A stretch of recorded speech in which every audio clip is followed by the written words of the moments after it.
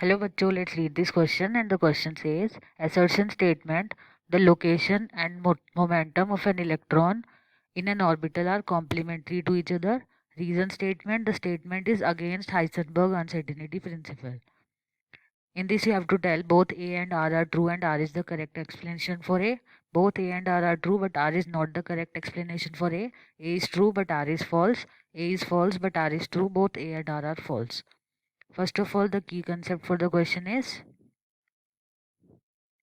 Heisenberg's uncertainty principle. Heisenberg's uncertainty principle.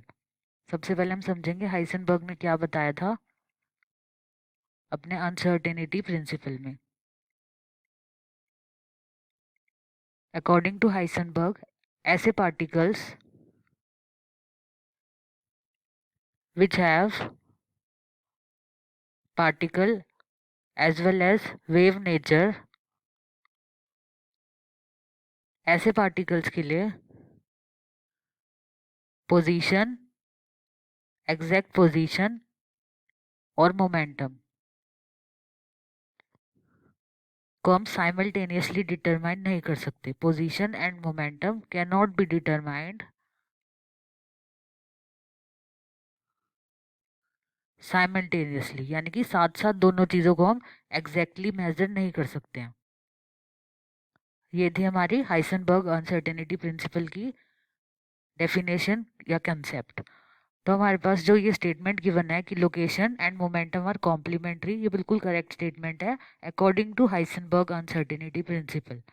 लेकिन हमें reason statement में गिवन है इट इज़ अगेंस्ट, तो ये अगेंस्ट नहीं है, it is according to Heisenberg uncertainty principle. तो हमारा आंसर होगा that A is true but R is false.